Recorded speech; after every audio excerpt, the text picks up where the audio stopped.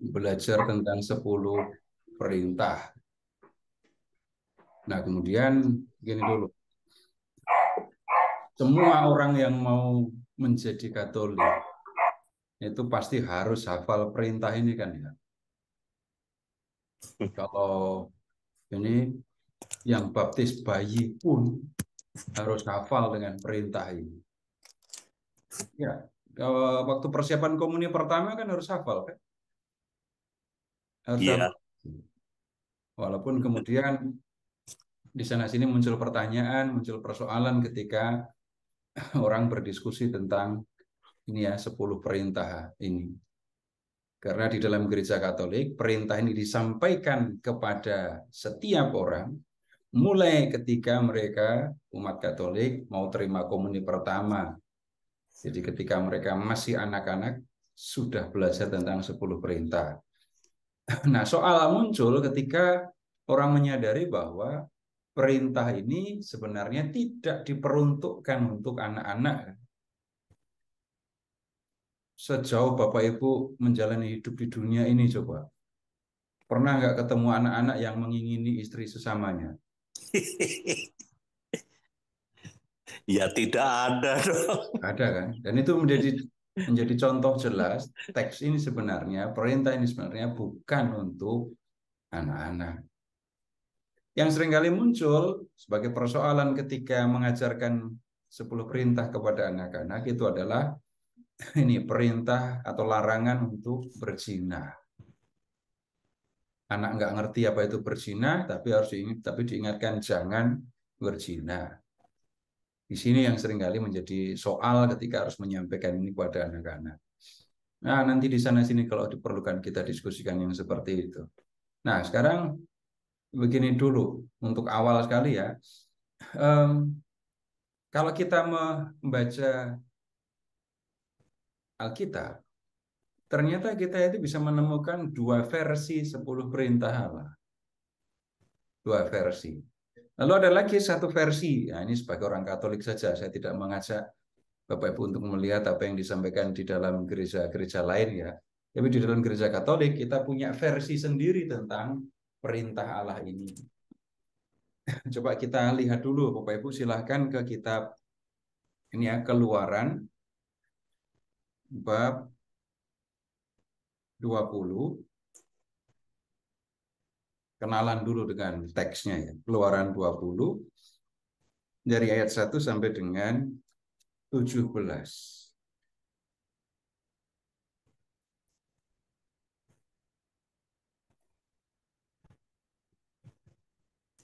Kemudian Bapak Ibu silahkan buka juga Ulangan bab 5.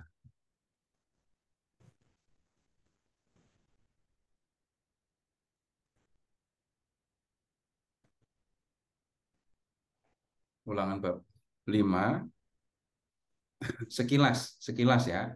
Kalau di Keluaran bab 7 Keluaran 20 berapa ayat perikopnya itu?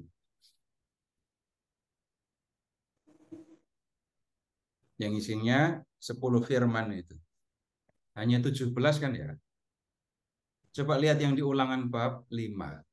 Berapa ayat? Kita lihat ini lebih panjang karena ada 2, Pak. 22 2. ayat kan ya. Nah, sekarang coba ya kita buat perbandingan, kita amati perbandingan ya. Jadi Bapak Ibu baca atau perhatikan dua teks ya.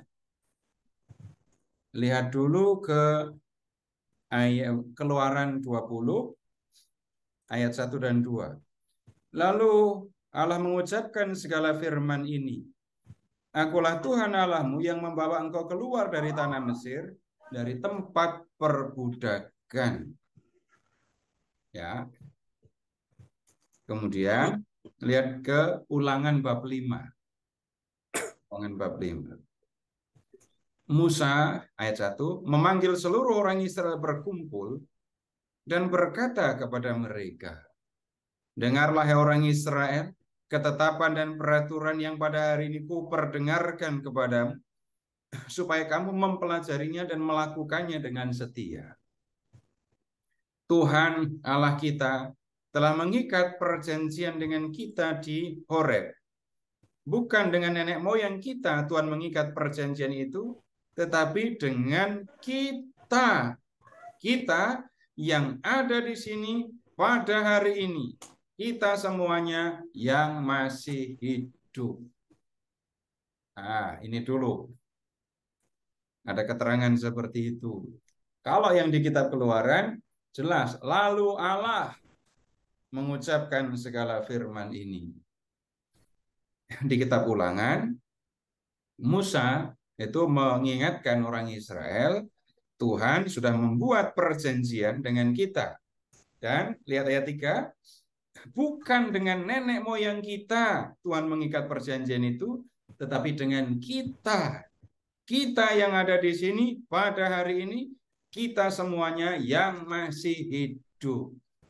Pertanyaannya, jadi 10 perintah di kitab Ulangan dengan yang di kitab Keluaran disampaikan kepada kelompok orang yang sama atau berbeda?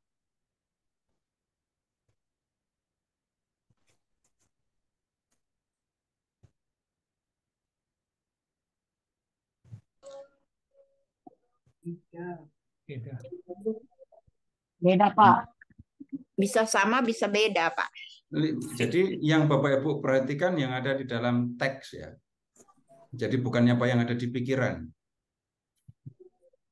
Jadi perhatikan benar ya apa yang ada di dalam teks. 10 perintah Allah yang di kitab Keluaran. Kitab Keluaran ya. Tempat perbudakan ya. Itu disampaikan kepada orang Israel yang baru keluar dari Mesir. Coba lihat sekarang ke kitab Keluaran bab 19. Keluaran 19. Lihat ayat 1. Pada bulan ketiga setelah orang Israel keluar dari tanah Mesir, mereka tiba di padang gurun Sinai pada hari itu. Nah, di Sinai inilah Yahweh mengadakan perjanjian dengan Israel. Coba lihat ayat 5, 19 ayat 5. Jadi sekarang jika kamu sungguh-sungguh mendengarkan firman-Ku dan berpegang pada perjanjian-Ku. Jadi Yahweh mengadakan perjanjian dengan orang Israel yang keluar dari Mesir. Ya. Dan kemudian dalam perjanjian itu, bab 20 ayat 1 tadi, Allah berfirman kepada orang Israel. Ya, sekarang silahkan ke kitab Keluaran, kitab Ulangan bab 1. Silahkan ke kitab Ulangan bab 1.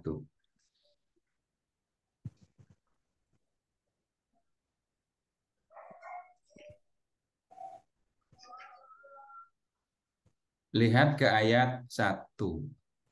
Inilah perkataan-perkataan yang diucapkan Musa kepada seluruh orang Israel di seberang sungai Yordan di padang gurun. Di seberang sungai Yordan, di sebelah timur sungai Yordan, ya, itu yang dimaksudkan begitu. Lalu lihat ayat 5. Di seberang sungai Yordan, di tanah Moab, mulailah Musa menguraikan hukum Taurat ini. Nah, kalau kita mengingat kembali waktu kita belajar kitab Taurat, tapi udah lama ya. Kitab Ulangan itu isinya adalah pidato atau pesan-pesan Musa sebelum orang Israel masuk ke Kanaan. Jadi kitab Keluaran tadi bercerita orang Israel keluar dari Mesir sampai di Sinai, lalu Tuhan mengadakan perjanjian dengan Israel dan memberikan 10 perintah. Terus mereka mengadakan perjalanan di padang gurun 40 tahun kan. Generasi yang keluar dari Mesir mati semua sudah. Nah, anak-anak cucu-cucu mereka itulah yang akan masuk ke Kanaan. Hanya 2 orang yang keluar dari Mesir boleh masuk Kanaan, yaitu hanya Yosua dan Kaleb. Yang lain semuanya mati. Jadi ini keturunan orang Israel yang lahir di gurun, ini yang akan masuk ke Kanaan. Sebelum mereka masuk Kanaan, Musa menyampaikan pesan kepada orang Israel. Ini semua yang harus kamu perhatikan ketika nanti kamu masuk Kanaan. Nah, yang harus diperhatikan itu ada di kitab Ulangan seluruhnya itu. Setelah menyampaikan pesan itu, di kitab Ulangan bab 34 diceritakan Musa meninggal. Jadi, kalau di kitab Ulangan tadi disebut bahwa Allah mengadakan perjanjian dengan kita, terus ayat 3 tadi disebutkan, bukan dengan nenek moyang kita, tetapi dengan kita yang ada di sini pada hari ini. Jadi perjanjian yang diadakan oleh Allah dengan nenek moyang Israel yang keluar dari Mesir, tapi kemudian habis tadi, itu tidak hanya berlaku untuk nenek moyang mereka yang sudah meninggal di padang gurun itu, tetapi berlaku juga untuk orang Israel yang akan masuk ke padang gurun. Jadi kesimpulannya, 10 perintah ini sebenarnya disampaikan kepada kelompok orang yang berbeda. Dalam kitab Keluaran, 10 perintah disampaikan kepada orang Israel yang keluar dari Mesir, dan mereka itu sudah mati di padang gurun. Yang di kitab Ulangan, perintah ini disampaikan, diajarkan oleh Musa kepada orang Israel yang mau masuk ke tanah Kanaan. Sampai di sini bisa dipahami? Bisa, Pak Seto. Satu orang bilang bisa, ya. Belum, Pak. Bisa. Berarti Bisa, Tuhan Pak. menyampaikan 2 kali dong, Pak. Tunggu, Ibu perhatikan ulang kalimat yang di kitab Ulangan. Coba Ibu buka yang di kitab Ulangan. Ibu buka Ulangan bab 5 ayat 1. Yang bicara siapa di situ? Musa. Musa. Nah, kalau yang di kitab Keluaran, yang bicara Tuhan. Kalau Iya. yang di kitab Ulangan, Musa yang menyampaikan kembali atau mengajarkan 10 perintah kepada orang Israel. Jelas? Baik, lanjut. Jelas, Pak. Ya, ke Ulangan bab 5 lagi sekarang. Perhatikan yang di ayat 3 tadi. Ya. Bukan dengan nenek moyang kita, Tuhan mengikat perjanjian itu. Tetapi dengan kita yang ada di sini pada hari ini, kita semuanya yang masih hidup. Karena bapak mereka, kakek mereka, ibu dan nenek mereka sudah meninggal di gurun semua. Ini perjanjian Tuhan dengan nenek moyang mereka berlaku untuk mereka orang Israel yang mau masuk ke Kanaan. Ayat 4. Tuhan telah berbicara dengan berhadapan muka dengan kamu di gunung dan di tengah-tengah api. Aku pada waktu itu berdiri antara Tuhan dan kamu untuk memberitahukan firman Tuhan kepadamu. Sebab kamu takut kepada api, dan kamu tidak naik ke gunung. Dan ia berfirman di gunung itu.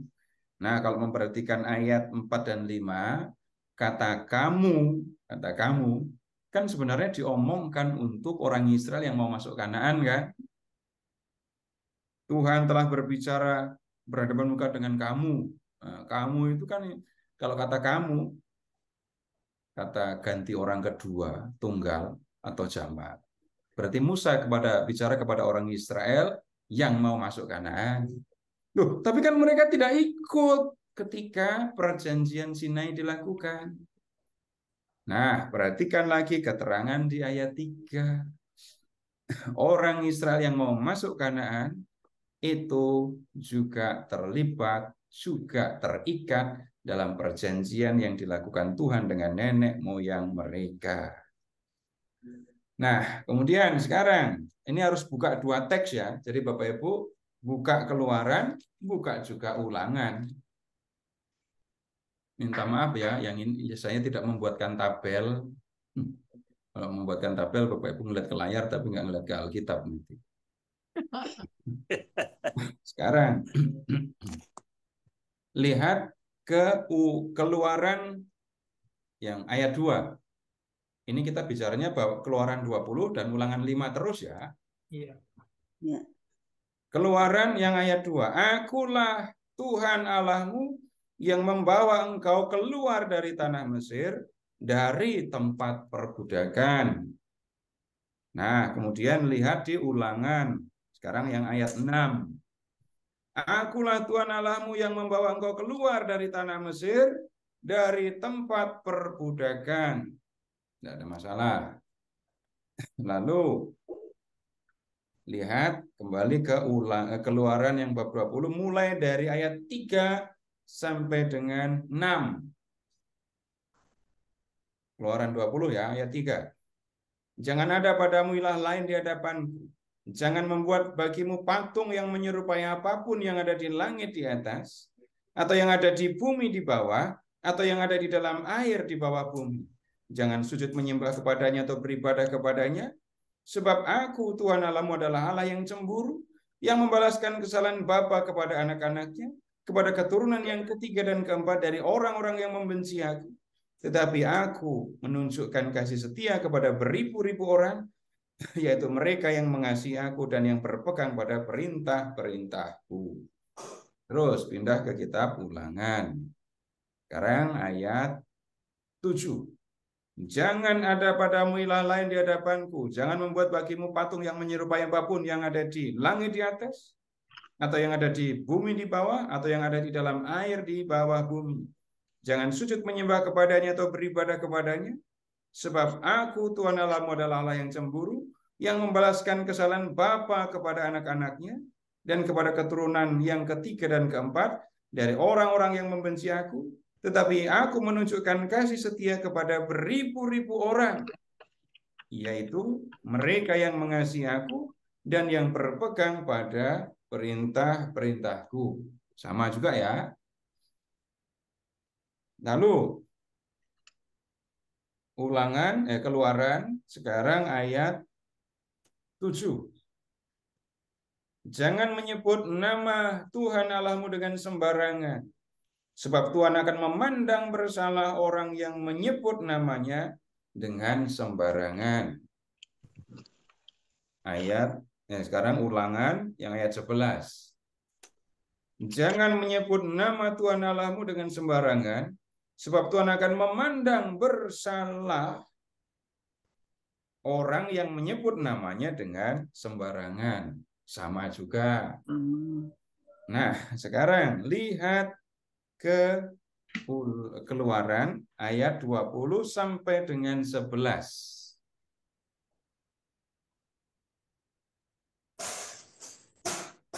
Ingatlah dan kuduskanlah hari Sabat. 6 hari lamanya engkau akan bekerja dan melakukan segala pekerjaan. Tetapi hari ke-7 adalah hari Sabat Tuhan Allahmu. Maka jangan melakukan sesuatu pekerjaan, engkau atau anakmu laki-laki atau anakmu perempuan atau hambamu laki-laki atau hambamu perempuan atau hewanmu atau orang asing yang di tempat kediamanmu. Sebab 6 hari lamanya Tuhan menjadikan langit dan bumi, laut dan segala isinya, dan ia berhenti pada hari ke-7. Itulah sebabnya Tuhan memberkati hari Sabat dan menguduskannya. Nah, sekarang lihat Ulangan mulai dari ayat 12. Tetaplah ingat dan kuduskanlah hari Sabat seperti yang diperintahkan oleh Tuhan Allahmu. 6 hari lamanya engkau akan bekerja dan melakukan segala pekerjaan. Tetapi hari ke-7 adalah hari Sabat Tuhan Allahmu. Maka jangan melakukan sesuatu pekerjaan, engkau ataupun anakmu laki-laki, anakmu perempuan, hambamu laki-laki, hambamu perempuan, lembumu, keledaimu, hewanmu yang manapun, atau orang asing yang di tempat kediamanmu, supaya hambamu laki-laki dan hambamu perempuan berhenti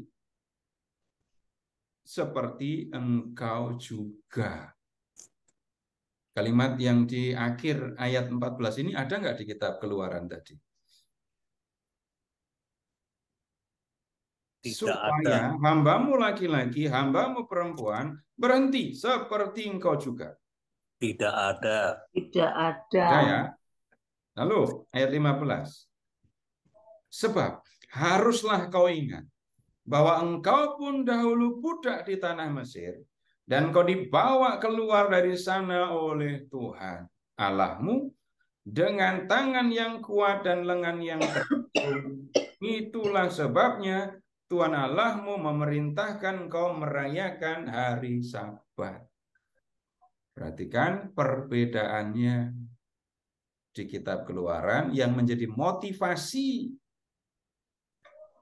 orang Israel berhenti di hari ke-7 itu adalah Tuhan kerja 6 hari, hari ke-7 istirahat. Itu kan tadi lihat di Keluaran yang ayat 11. Sebab 6 hari lamanya Tuhan menjadikan langit dan bumi, laut dan segala isinya, dan ia berhenti pada hari ke-7. Sebab itulah sebabnya Tuhan memberkati hari Sabat dan menguduskannya. Nah, beda kan? Motivasinya beda. Di kitab Keluaran, kamu harus beristirahat di hari ke-7. Kenapa? Kayak Tuhan itu loh. Kerja 6 hari, hari ke-7 istirahat. Di kitab Ulangan, beda. Kamu istirahat ya, hambamu juga harus istirahat. Seperti kamu juga. Kenapa? Ingat ya, kamu dulu budak, tapi Tuhan membebaskan kamu. Nah, karena kamu sudah dibebaskan oleh Tuhan dan diberi Sabat, maka perlakukan hambamu dengan cara yang sama. Berikan kepada para hambamu Sabat atau istirahat. Nah, kemudian Keluaran. Sekarang ya, lihat yang ayat 12. Hormatilah ayahmu dan ibumu supaya lanjut umurmu di tanah yang diberikan Tuhan Allahmu kepadamu. Di kitab Keulangan, hormatilah ayahmu dan ibumu, ayat 16, seperti yang diperintahkan kepadamu oleh Tuhan Allahmu, supaya lanjut umurmu dan baik keadaanmu di tanah yang diberikan Tuhan Allahmu kepadamu. Ada bedanya kan ya? Lanjut umurmu dan baik keadaanmu. Lalu lihat Keluaran sekarang yang ayat 13 sampai dengan 16. Jangan membunuh, jangan berzina, jangan mencuri, jangan mengucapkan saksi dusta tentang sesamamu. Lalu Ulangan sekarang ayat 17. Jangan membunuh, jangan berzina, jangan mencuri, jangan mengucapkan saksi dusta tentang sesamamu. Sama. Keluaran sekarang yang ayat terakhir, ayat 17 ya.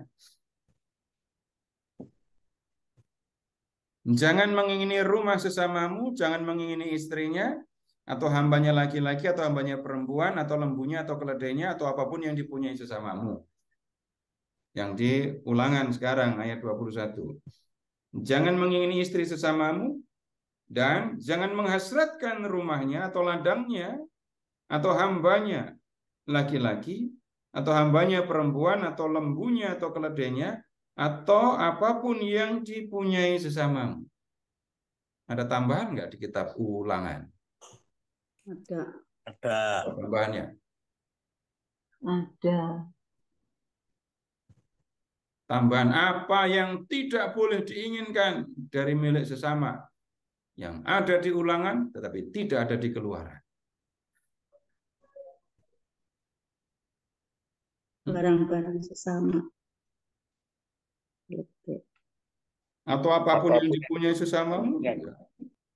Tapi ada satu yang muncul di kitab Ulangan, nggak ada di kitab Keluaran. Dan menginginkan rumahnya. Rumah ada, istri ada, hamba, lembu, keledai ada, Ladang. Ladang. ladang, ya kan? Di kitab Keluaran nggak ada ladangnya. Kalau di kitab Ulangan ada ladang. Nah, ada yang berbeda di situ. Lalu di akhir, kalau kita lihat di kitab Ulangan ayat 22, ada keterangan, firman itulah yang diucapkan Tuhan kepada seluruh jemaahmu dengan suara nyaring di gunung, dari tengah-tengah api, awan dan kegelapan, dan tidak ditambahkannya apa-apa lagi. Ditulisnya semuanya itu pada dua loh batu, lalu diberikannya kepadaku. Nah, saya tidak akan konsentrasi dan mengajak Bapak Ibu untuk memperhatikan segala detail, tetapi yang saya ajak Bapak Ibu perhatikan itu adanya perbedaan dalam beberapa hal. Yang pertama, ketika bicara tentang ini mengingat, menguduskan hari Sabat.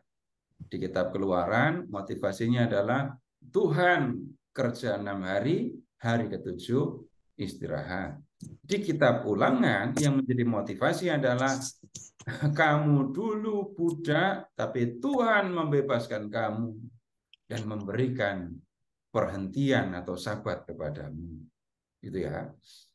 Nah, lalu yang di Keluaran ayat 17 tadi ya, itu tidak ada ladang di situ. Tapi di kitab Ulangan ada ladang. Itu perbedaan yang harus diperhatikan, yang harus diingat. Berarti nambah firman dong. Yang seperti itu yang saya bilang, saya tidak mau diskusi panjang-panjang yang seperti itu. Tapi sekarang begini, kenapa kok ada perbedaan itu? Kenapa kok ada perbedaan? Bapak Ibu ingat tadi latar belakang firman ini disampaikan kepada siapa ya? Dalam kitab Keluaran, perintah disampaikan kepada orang Israel yang keluar dari perbudakan. Ya, dan kemudian mereka jalan mengembara di gurun. Mereka punya ladang atau belum? Belum, tidak punya. Ada. Tapi ketika orang Israel mau masuk Kanaan, pasti kamu masuk Kanaan, dikatakan gini, kamu pasti akan punya ladang. Jadi perintah ini kemudian jadi yang mengalami apa menyebutnya ya penyesuaian.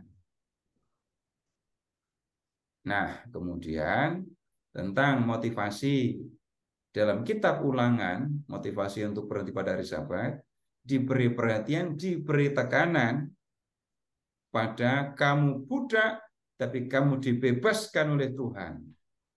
Sekarang budakmu juga harus berhenti atau beristirahat.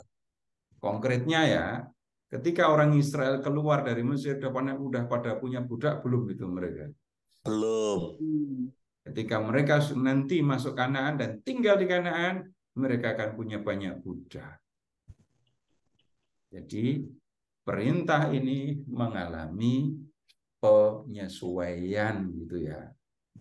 Nah, sekarang baru kita lihat.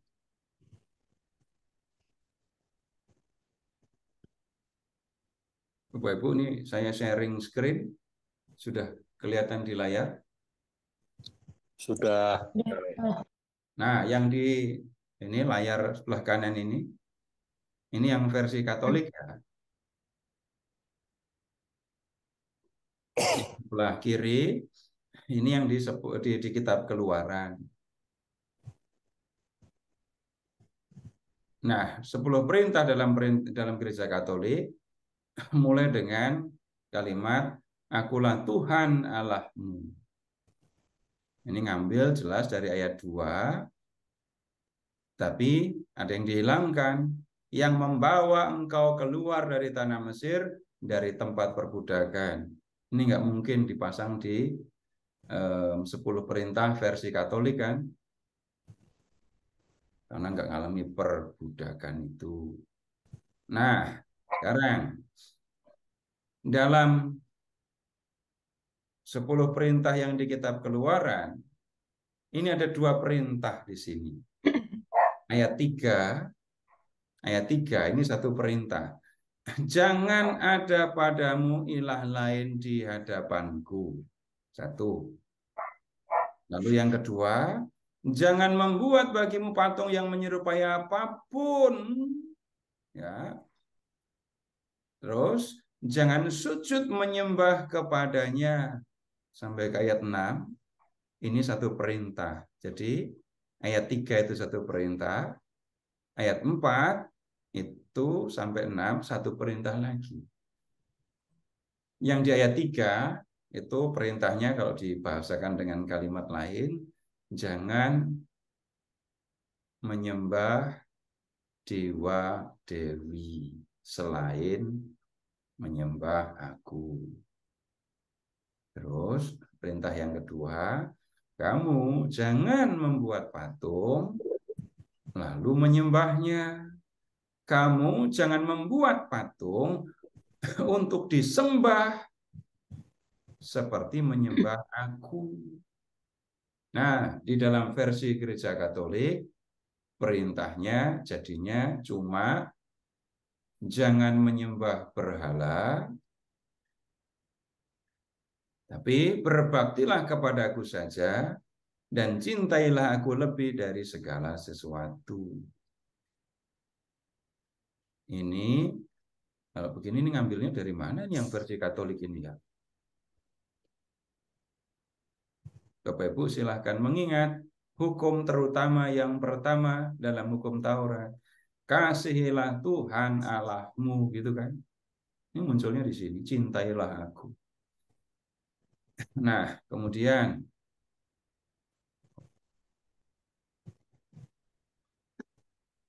ini perintah jadi dua perintah pertama ya.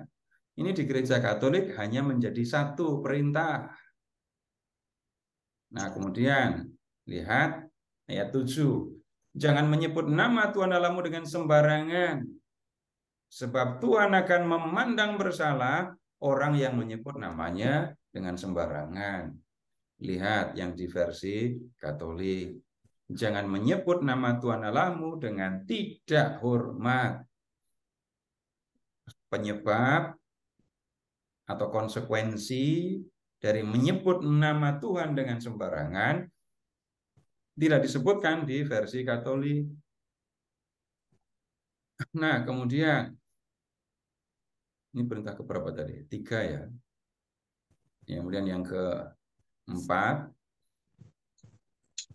keempat di kitab Keluaran, 4 Keluaran ya. Ini ayat 8 sampai dengan 11. Perintah untuk mengingat dan menguduskan hari Sabat. 6 hari kerja, hari ke-7 istirahat. Motivasinya disebut di ayat 11. Tuhan istirahat di hari ke-7 dan memberkati hari ke-7. Dalam versi Katolik, perintah keempat menjadi perintah ketiga. Dan perintahnya menjadi sangat singkat, kuduskanlah hari Tuhan. Tidak lagi disebut hari Sabat, tetapi yang disebut di dalam perintah ini adalah hari Tuhan, yang beda dengan hari Sabat. Lalu perintah yang ke-5 di Taurat, di kitab Keluaran, hormatilah ayahmu dan ibumu, supaya lanjut umurmu di tanah yang diberikan Tuhan Allahmu kepadamu. Di versi Katolik ini menjadi perintah yang keempat. Hormatilah ibu bapamu. Motivasi dan tujuan supaya lanjut umurmu nggak disebut di gereja Katolik. Nah, perintah yang keempat, salah saya mengingatnya. Ini perintah yang kelima itu menghormati ayah dan ibu. 6, 7, 8 itu sama saja dikutip di dalam versi Katolik menjadi perintah yang ke-5, 6, 7. Perintah yang ke-9 di kitab Keluaran, jangan mengucapkan saksi dusta tentang sesamamu. Nah, ini dikutip saja di versi Katolik menjadi perintah yang ke-8. Nah, perintah yang ke-10 di versi Keluaran, di kitab Keluaran ya. Ini jangan mengingini rumah, istri, hamba, lembu, keledai, atau apapun yang dipunyai sesamamu. Ini menjadi dua perintah. Menjadi dua perintah. Perintah ke-9 dan 10 di versi Katolik.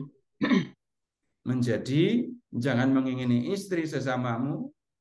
Dan kemudian yang ke-10, jangan mengingini milik sesamamu secara tidak adil. Jadi tidak disebut lagi hamba. Kemudian lembu, keledai, nggak disebut di versi Katolik. Hanya dikatakan jangan mengingini milik sesamamu dengan keterangan secara tidak adil. Nah, sekarang begini. Kalau ada orang yang menyalahkan gereja Katolik karena membuat versi yang berbeda dari kitab Keluaran 10 firman menjadi 10 perintah di versi Katolik, Bapak Ibu silahkan mengingat orang Yahudi atau hukum Taurat saja membuat penyesuaian tadi kan. Di Gurun mereka nggak disinggung-singgung tentang ladang, tidak disinggung tentang ini, disinggung doang, tapi tentang kepemilikan budak dan bagaimana memperlakukan budak nggak ada di kitab Keluaran. Tapi di kitab Ulangan, karena ini sudah mau menyangkut tinggalnya orang Israel di Kanaan, mereka akan punya ladang, mereka juga akan punya budak, maka ada perintah yang harus disesuaikan. Yang mana tadi yang perlu disesuaikan? Mengingini ladang juga tidak diperbolehkan. Nah, memperhatikan kesejahteraan atau istirahat para budak itu juga diperhatikan.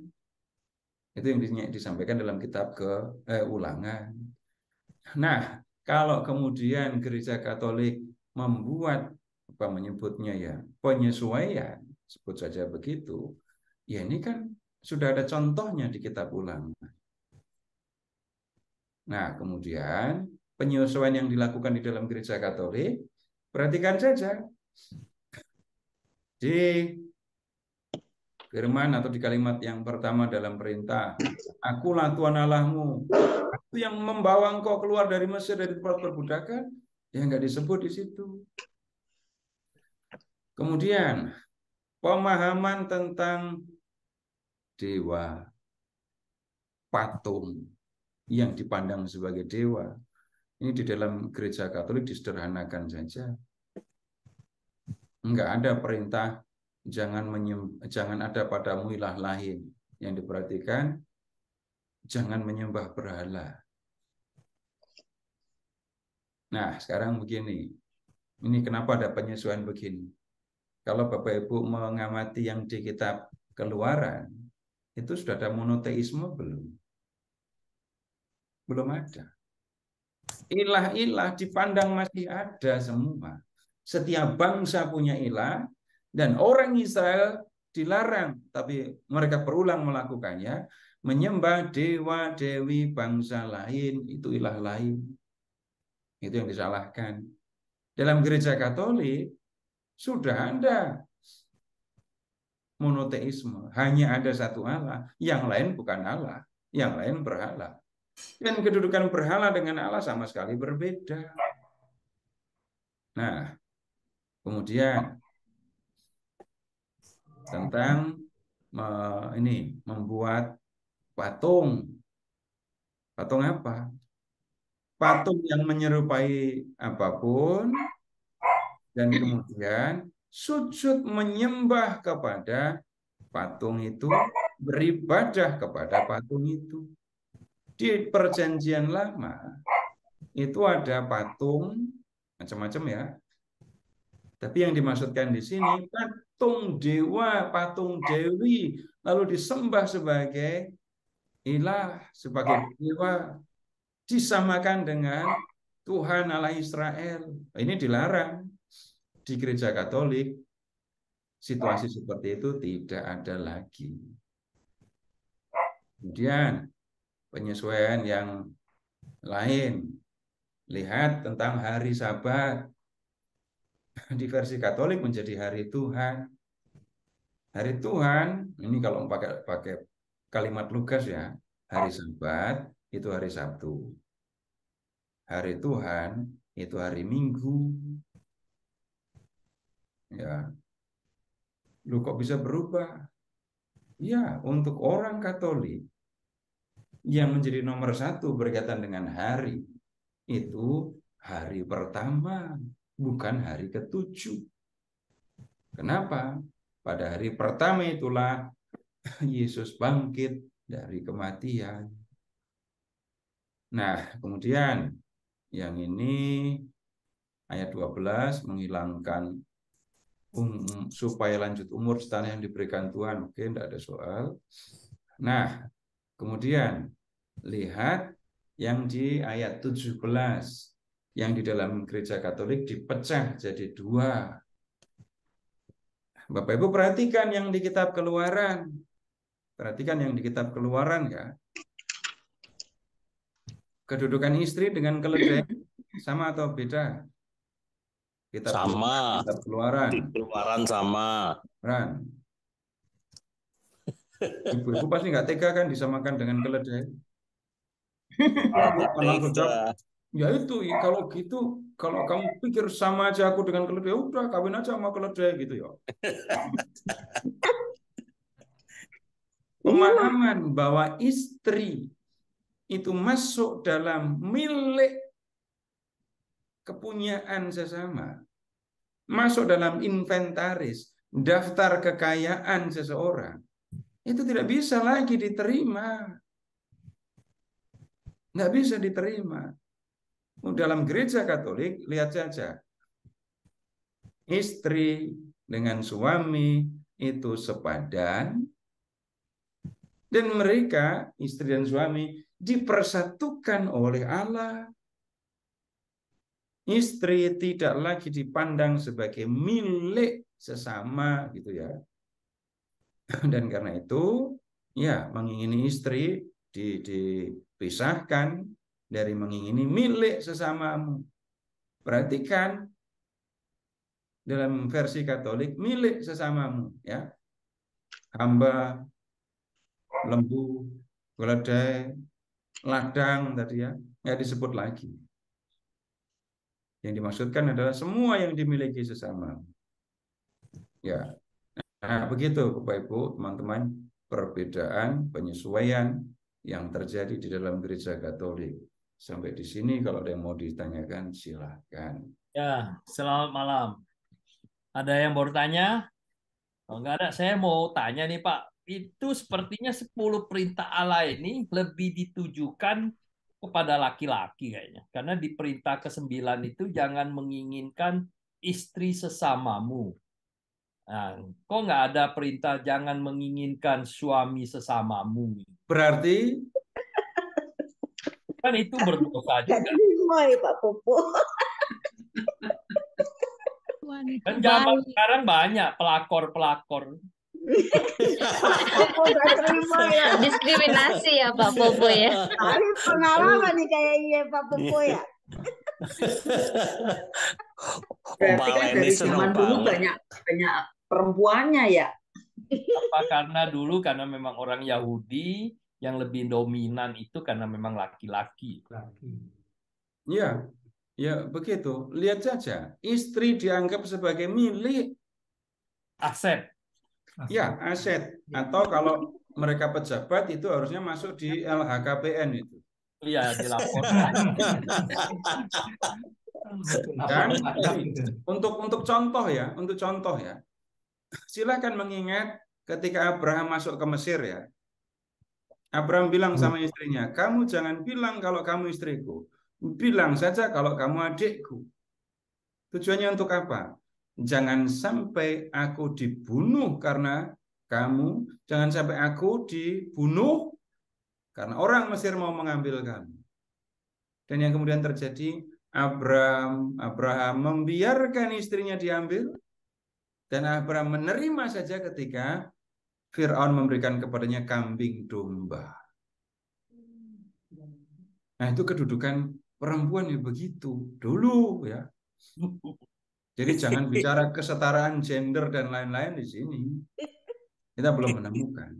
Tapi yang Bapak Ibu perlu perhatikan, ini yang ada di dalam gereja Katolik kok masih tetap istri.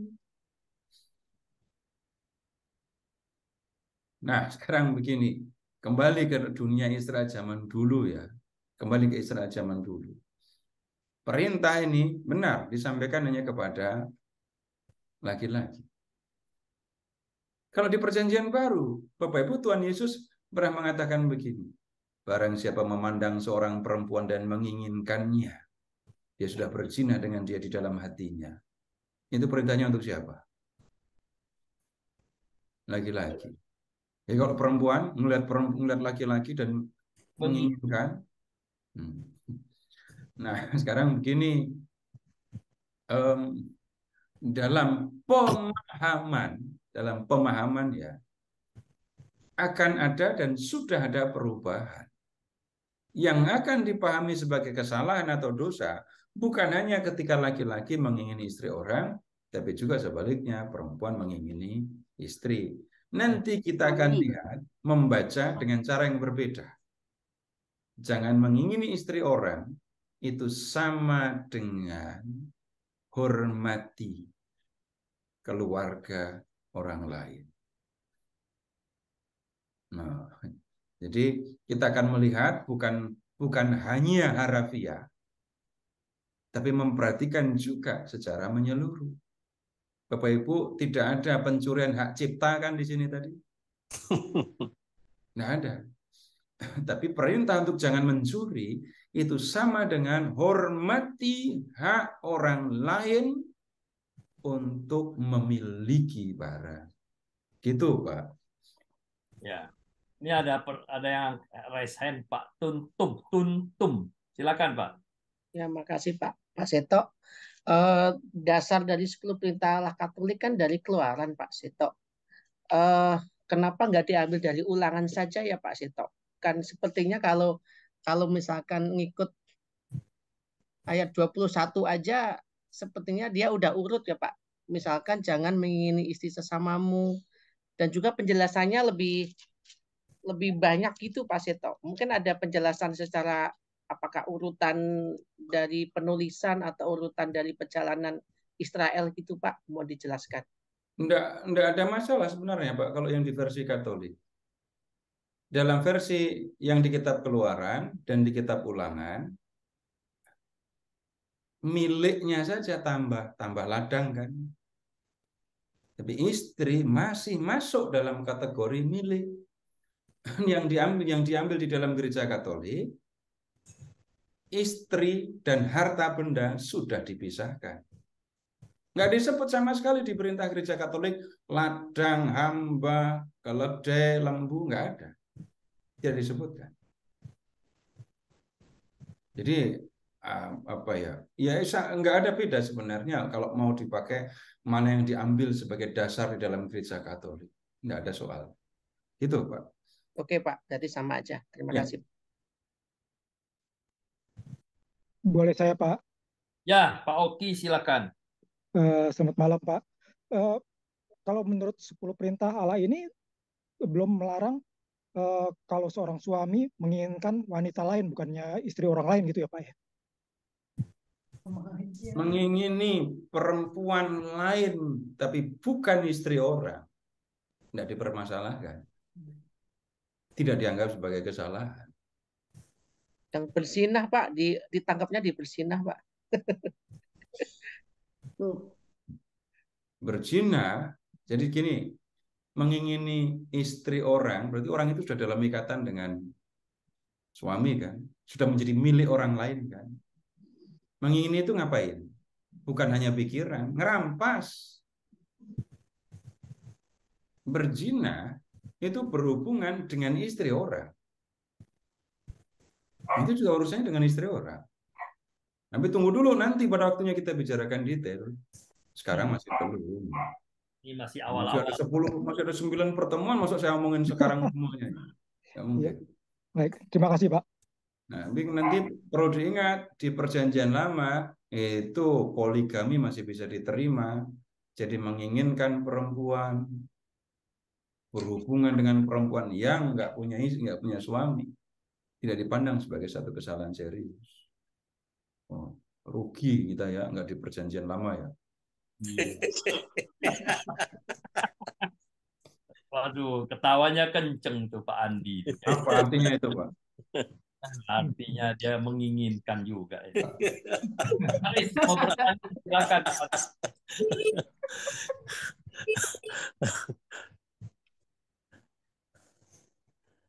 Perempuan sih untung untuk yang sekarang, Pak. Ya, Pak Aris, silakan. Ya, terima kasih Pak Bobo. Selamat malam Bapak Ibu Pak Seto. Konfirmasi saja dari penjelasan Bapak tadi, karena ini dua apa baik di keluaran maupun di ulangan menggunakan judul yang sama 10 firman. Tetapi jumlah ayat ini tidak merepresentasikan, bukan representasi dari 10 tadi Pak ya. Begini, jadi yang disebut 10 itu 10 nanti silahkan sesuaikan ya. Kalau dari versi kitab keluaran, jadi bukan ayat demi ayat, Pak. Bukan soal ayat demi ayat. Nah, tolong dibuka lagi yang di kitab keluaran ya. Lihat yang di kitab keluaran. Nanti tinggal menyesuaikan dengan yang di kitab ulangan. Jangan ada padamu ilah lain di hadapanku. 1. Jangan membuat patung dan menyembahnya. Ayat 4-6 itu kedua. Kemudian jangan menyebut nama Tuhan Allahmu dengan sembarangan. Itu ketiga. Mengingat dan menguduskan hari Sabat 8-11 itu keempat. Menghormati ayah dan ibu 5. Jangan membunuh 6. Jangan berzina 7. Jangan mencuri 8. Jangan mengucapkan saksi dusta 9. Jangan mengingini rumah atau istri yang 10. Nah, begitu memang menghitungnya begitu, bukan ayat. Ya, terima kasih Pak Seto. Ya. Satu lagi boleh Pak ya? Ya. Tadi di versi Katolik ada kata berhala, Pak. Ini sering dikonotasikan dengan hal-hal yang bersifat kebendaan atau materi. Bagaimana Pak penjelasannya, Pak? Itu seringkali artinya spiritualisasi, apa ya? Spiritual, bukan spiritualisasi, semua hal dirohanikan. Nanti handphone jadi berhala, TV sinetron dulu pernah jadi berhala, gitu. Bukan begitu yang dimaksudkan. Itu yang disebut spiritualisasi begitu. Semua hal lalu dipandang sebagai secara rohani semua. Nanti. Tapi yang dimaksudkan begitu. Baik Pak. Terima kasih Pak Seto. Terima kasih Pak Bobo. Ya, terima kasih Pak Aris.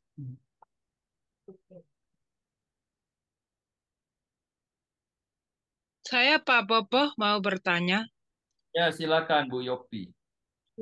Terima kasih Pak. Pak Seto, berarti kesetaraan gender itu pada saat kapan ya? Jadi kita bersyukur nih udah ada kita sama kaum pria sederajat. Terima kasih Pak Popo. Pak Seto terima Ya, itu minimal sejak Raden Ajeng Kartini sekolah itu ya. Saya tidak bisa menjawab persisnya kapan, saya tidak mempelajari khusus itu. Apakah kehadiran Bunda Maria, Pak? Tapi tadi saya takut salah. Maka saya minta pendapat, apakah saat Bunda Maria dipilih jadi Bunda Yesus ya, Pak? Nggak bisa kita menyebut begitu, karena yang bisa dipilih jadi bunda itu hanya perempuan. Oh, Iya dong. iya betul. Tapi kalau kita lihat yang ada di perjanjian lama saja, itu sudah ada yang berbeda. Coba sekarang Ibu buka kitab Kejadian bab 2. Kejadian bab 2. Sebentar ya, Pak.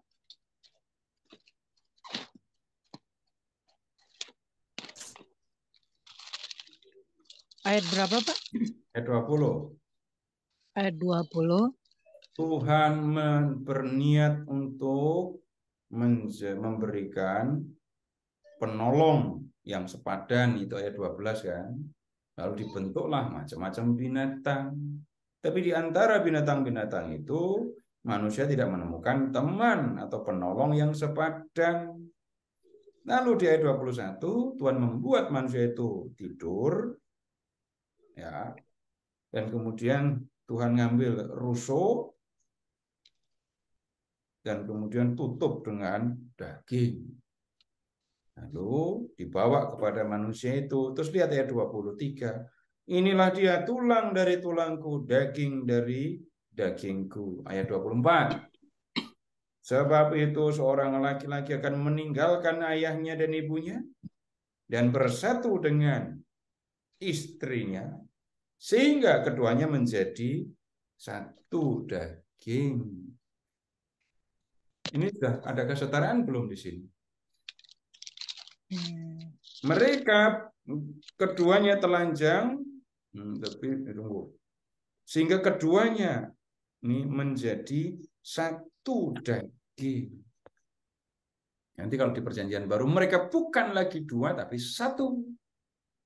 Tambah lagi, Allah menghendaki persatuan antara laki-laki dan perempuan itu. Jadi mereka keduanya itu menjadi satu daging. Bukan satu daging, satu tai lalat gitu ya.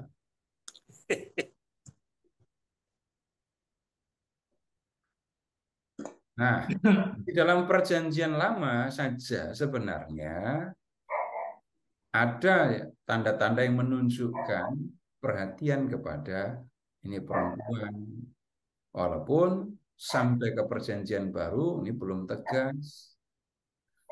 Nanti kalau melihat di Injil Lukas, Bapak Ibu akan menemukan bagaimana para perempuan itu menolong Yesus dalam pekerjaan memberitakan Injil yang tidak dilakukan para laki-laki. Para laki-laki pada nggak punya duit gitu ya. Perempuan-perempuan itu termasuk Maria Magdalena itu menggunakan harta benda mereka untuk memenuhi yang diperlukan Yesus dalam karya pelayanan di Galilea. Kemudian yang seringkali dipandang berjasa untuk pemberitaan Injil, yang dipandang berjasa untuk menjadi saksi kebangkitan Yesus, itu laki-laki. Tapi kalau lihat yang ada di dalam teks, baca kisah sengsara menurut keempat Injil ya, Maria Magdalena itu menyaksikan Yesus disalib. Ikut melihat ketika Yesus diturunkan. Melihat ketika Yesus dikuburkan. Jadi Maria menjadi saksi kematian Yesus. Tapi ketika Yesus bangkit, kalau kita melihat Injil Yohanes, Maria jadi orang yang pertama ketemu dengan Yesus yang sudah bangkit. Nah, saya tidak bisa nyebut soal kesetaraan. Kata kesetaraan itu kan kita ngomongnya sekarang. Saya tidak yakin kesetaraan dalam arti yang sempit itu bisa diperlakukan. Sampai gini aja. Sudah dunia semodern ini kan ya. Dunia sudah semodern ini. Pernah memperhatikan nggak nelayan perempuan gitu? Perhatiin nggak? Ada nggak? Jarang ya. Jarang. Berarti Ibu pernah lihat nelayan perempuan? Pernah. Mana di mana? Nelayan ya. Nelayan berarti yang masuk ke dalam air, nyari ikan, melempar jala, kemudian bahkan masuk ke dalam air laut. Kalau itu enggak, Pak Seto. Nah, kalau bersihin ikan, itu tidak bisa disebut nelayan. Suami Ya. balik, ikan kasih dibersihkan. Nggak bisa, itu berbahaya sekali. Berbahaya sekali. Kenapa? Bukan soal nggak kuat ngadepi hiu. Udah, silahkan lanjutkan sendiri resikonya kalau ketemu ikan hiu. Yang bisa memancing hiu datang itu apa? Udah, lanjutin sendiri. Nggak akan tertarik juga ibu-ibu dalam bisnis, dalam perkebunan kelapa. Itu ya. Ibu kita setara ya. Gantian, kita balapan manjat pohon kelapa untuk petik kelapa. Nah, ada pemahaman tentang setara itu sebenarnya masih, kemudian dalam banyak masih perlu klarifikasi. Nah, begitu, Bu.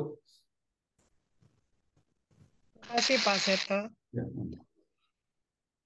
Ya, Mbak Yopi, Bu Yopi, terima kasih. Ada lagi yang mau bertanya? Kalau nggak ada, kita lanjut aja lagi ya. Ya, silahkan sekarang ke Matius saja. Silakan ke Injil Matius bab 19.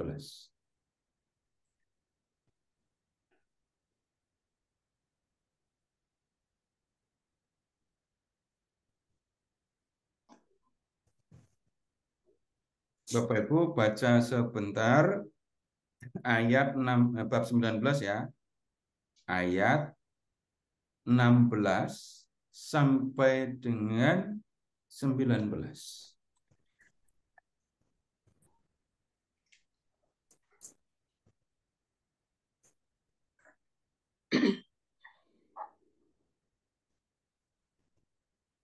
Matius berapa ya Pak Seto? 19, 16 sampai dengan 19.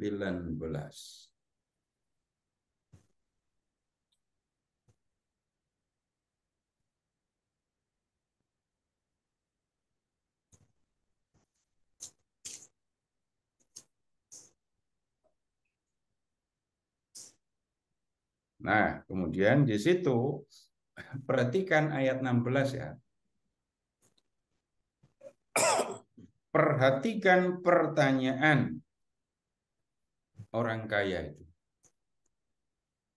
Perbuatan baik apakah yang harus ku perbuat untuk memperoleh hidup yang kekal?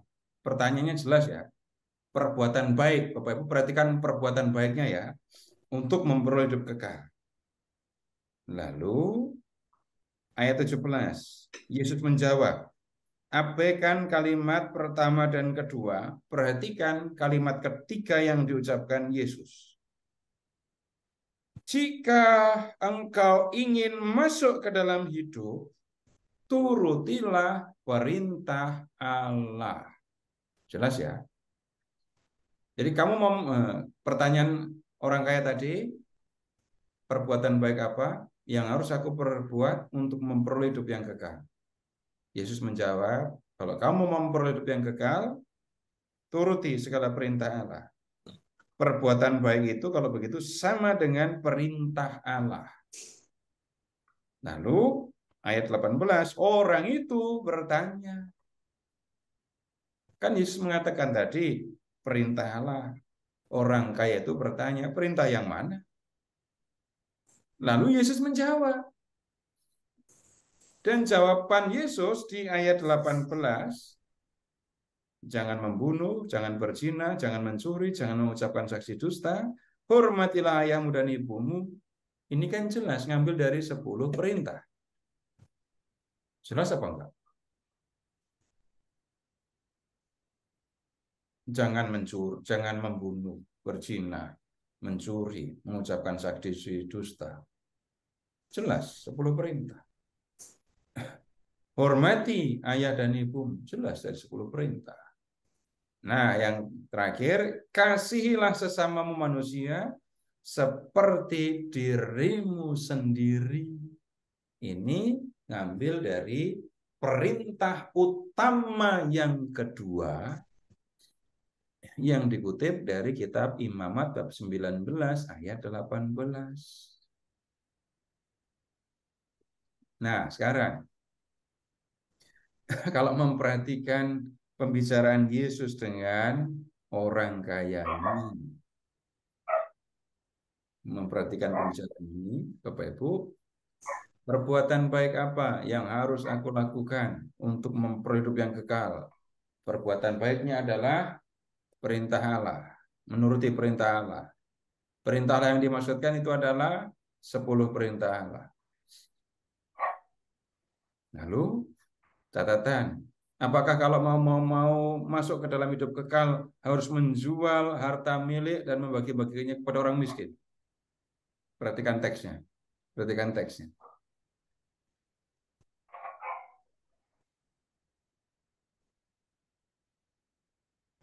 Kalau mau masuk dalam hidup kekal menurut Yesus, apakah orang harus menjual seluruh harta miliknya dan membagikannya kepada orang miskin? Itu pertanyaannya. Tidak. Enggak. Menjual harta milik dan memberikannya kepada orang miskin itu perlu dilakukan kalau orang ingin apa? Sempurna. Ingin sempurna. Lihat aja yang ada di teks. Saya tidak pernah ngajak Bapak Ibu mikir serius-serius kok, cuma suruh melihat teks saja kok. Nah iya kan? Pertanyaan saya nyambung dengan hanya jawabannya cuma di teks. Enggak saya ngajak Bapak Ibu mikir yang berat-berat. Ya. Saya sendiri yang bingung nanti malah. Nah, sekarang kalau begitu, Bapak Ibu bisa melihat dengan sangat jelas 10 perintah Allah itu menjadi jalan ya yang diyakini oleh orang Yahudi untuk bisa masuk dalam hidup kekal. Saya bilang ini Yesus mengatakannya seperti ini ya. Tapi kemudian Yesus sendiri mengatakan yang mau tidak eksplisit. Yesus ditanya oleh murid-muridnya. Ayat 27. Kami telah meninggalkan segala sesuatu dan mengikuti Engkau. Jadi apakah yang akan kami peroleh? Lihat jawaban Yesus. Ayat 28. Pada waktu penciptaan kembali apabila anak manusia bersemayam di tahta kemuliaannya, kamu yang telah mengikut aku akan duduk juga di atas 12 tahta untuk menghakimi 12 suku Israel. Nah, pertanyaannya, jadi yang akan menjadi raja bersama dengan Yesus itu siapa? Jawabannya cuma ada di teks, jangan cari di tempat lain, sudah. Iya, yang mengikuti aku. Yang mengikuti Yesus. Bukan hanya masuk dalam kehidupan kekal, tetapi memerintah bersama Yesus, anak manusia. Dan yang akan menerima karunia itu adalah mereka yang mengikuti Yesus. Dengan kata lain, sekarang pakai kalimat yang senada saja deh. Sama-sama mau masuk dalam hidup kekal. Orang Yahudi beranggapan kalau orang mau memperoleh hidup kekal, itu orang harus menaati perintah Allah. Khususnya 10 perintah. Kalau pengikut Yesus mau mengikuti atau mau menerima hidup kekal, apa yang harus dilakukan? Mengikuti Yesus. Mengikuti Yesus itu bagaimana? Nah, sekarang begini. Lihat di perumpamaan tentang orang-orang upahan di kebun anggur itu. Yang kerja dari pagi, banting tulang, menanggung terik matahari, yaitu gambaran orang Yahudi yang untuk memperoleh hidup kekal harus kerja keras, melakukan hukum Taurat, melakukan perintah Allah. Yang masuk kebun jam 5 sore, itu pengikut Yesus. Yang menerima 1 dinar bukan karena bekerja keras, seperti yang masuk kebun pagi, tapi mereka menerima 1 dinar karena kemurahan hati Tuan pemilik kebun. Para pengikut Yesus juga kayak gitu. Menerima hidup kekal bukan karena sudah bekerja keras, menuruti perintah Allah, tetapi karena mendapatkan, karena diterima, karena menerima karunia dari Allah. Nah, sekarang begini kalimat sederhananya, semoga sederhana. Mau nggak diberi hidup kekal? Jawabannya kan mau, gitu kan. Tandanya apa kalau mau? Mengikuti perintah Allah. Begitu kan? Iya. Bedanya dengan yang orang Yahudi, lakukan perintah Allah, nanti kamu akan dapat hidup kekal. Sekarang, yang pengikut Yesus, kamu diberi hidup kekal. Mau? Mau. Buktinya apa kalau kamu mau? Ya, aku akan lakukan apa yang dikehendaki oleh Tuhan Yesus. Gitu. Sama atau beda? Kelihatannya sama, tapi perbedaannya serius. Ini perbandingan, tapi jawabannya belum tentu sesuai dengan keadaan. Sekarang begini, Bapak Ibu akan diberi 5M kalau mau kerja di gereja. Dengan Bapak Ibu, ini 5M sudah saya transfer di rekening Ibu Bapak. Mau nggak kerja buat Tuhan di gereja? Suasananya beda atau sama? Beda, Pak. Beda, Pak. Berbeda. Yang satu belum menerima, yang satu sudah menerima. Dan itu, tapi dua-duanya sama buat saya. Hanya harapan yang nggak terpenuhi itu ya. Diberi 5M, lalu silahkan kerja di gereja. Itu kan nggak ada kan ya yang... Ya. Siapa tahu, Pak. Siapa tahu, ya masih ada harapan begitu. Ya, yang satu, yang pertama, itu bekerja, lalu 5M-nya itu upah.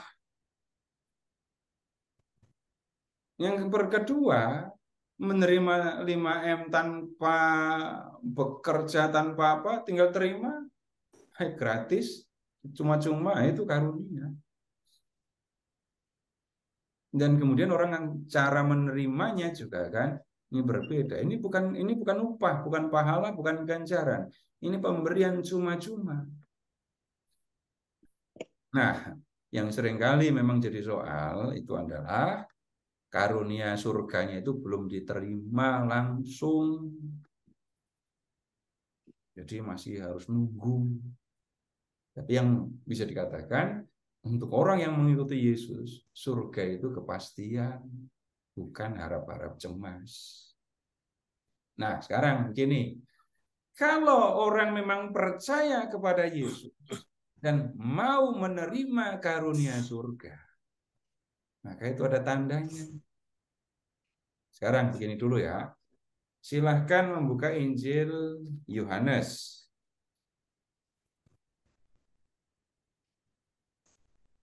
Silahkan buka Injil Yohanes.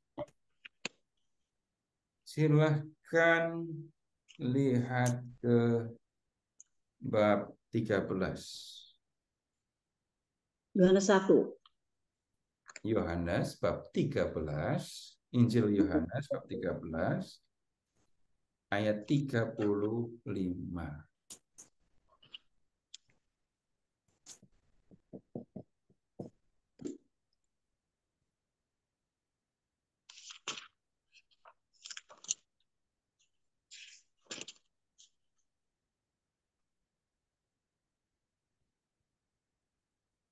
Dengan demikian semua orang akan tahu kalau kamu adalah murid-murid. Apa yang menjadi tanda kalau seseorang itu murid Yesus, pengikut Yesus?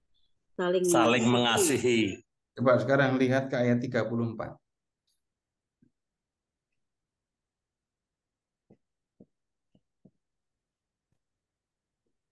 Lihat ayat 34.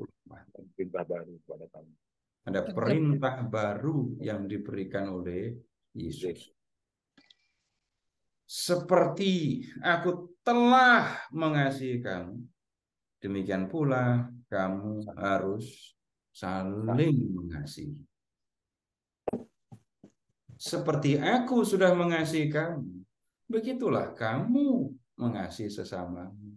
Bukan kasihi sesamamu supaya aku mengasihi kamu. Beda sekali loh ya. Karena Tuhan sudah mengasihi aku, maka aku pun mengasihi sesama. Bukan aku mengasihi sesama supaya nanti sebagai ganjaran, sebagai upah, Tuhan mengasihi aku. Perbuatannya bisa jadi sama, tetapi nilainya bisa sama sekali berbeda. Nah, sekarang kalau memperhatikan apa yang disampaikan oleh Tuhan Yesus ini, kamu yang mengikuti aku nanti akan memerintah bersama aku. Kamu mau nggak jadi pengikutku? Kamu mau nggak jadi muridku? Mau. Lalu tandanya apa? Apa yang kamu lakukan? Apa buktinya? Kalau kamu muridku, ya kamu mengasihi sesamamu.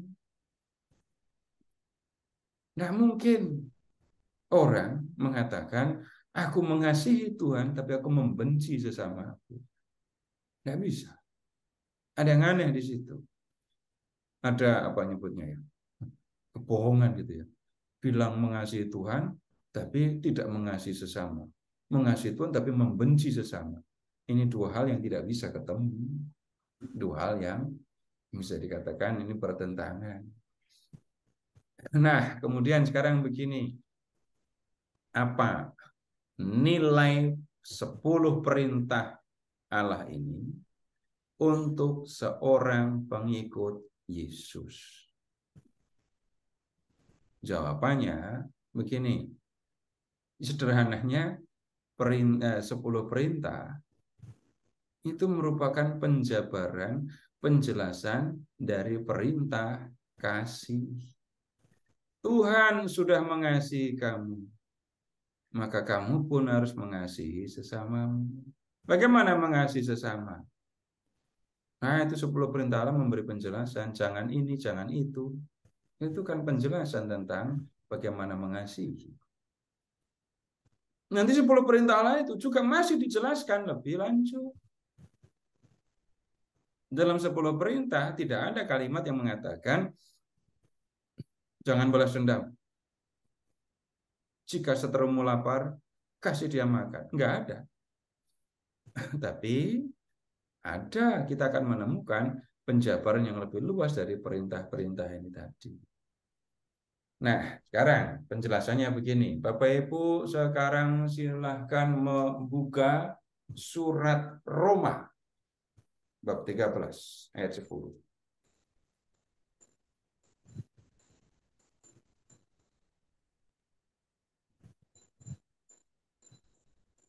Bacanya dari ayat 8 sampai dengan 10. Roma 13.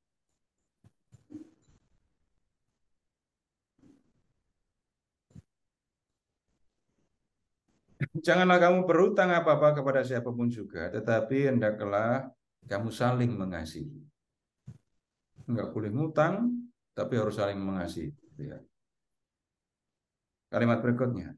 Sebab barang siapa mengasihi sesamanya, ia sudah memenuhi hukum Taurat. Perhatikan, yang mengasihi sesamanya, yang mengasihi sesama manusia, orang itu sudah memenuhi hukum Taurat. 9. Karena firman, jangan berzina, jangan membunuh, jangan mencuri, jangan mengingini, dan firman lain manapun juga sudah tersimpul dalam firman itu, yaitu kasihilah sesamamu manusia seperti dirimu sendiri. Jadi mengasihi sesama seperti diri sendiri itu sudah meringkas itu ya.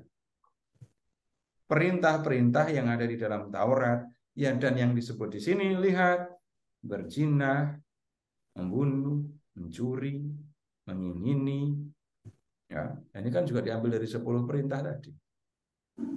Ayat 10. Kasih tidak berbuat jahat terhadap sesama manusia. Karena itu kasih adalah kegenapan hukum Taurat. Jadi kalau mau diringkas gitu ya, dalam 10 perintah, dalam seluruh hukum Taurat, ya, kalau mau diringkas cukup satu kata, kasih. Nah, sekarang silahkan membuka Matius bab 22 ayat 34 sampai dengan 40. Saya yakin bagian besar dari Bapak Ibu sudah hafal firman yang ada di dalamnya.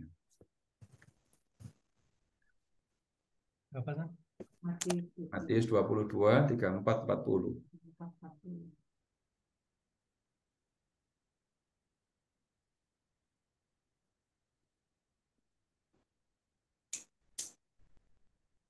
Sudah ketemu? Seorang ahli Taurat bertanya kepada Yesus, hukum mana yang terutama dalam hukum Taurat? Hukum mana yang paling penting dalam hukum Taurat? Yesus menjawab, kasihi Tuhan Allahmu. 2, kasihi sesamamu. Pada kedua hukum ini tergantung seluruh hukum Taurat dan kitab para nabi. Coba lihat, ingat lagi yang Roma, kasih kegenapan hukum Taurat. Dan kemudian di Injil Matius ini, kasih itu ditujukan kepada Tuhan dan juga ditujukan kepada sesama. Sekarang Bapak Ibu coba buka 10 perintah yang di kitab Keluaran. Bab 20 tadi, 10 perintah yang versi Keluaran.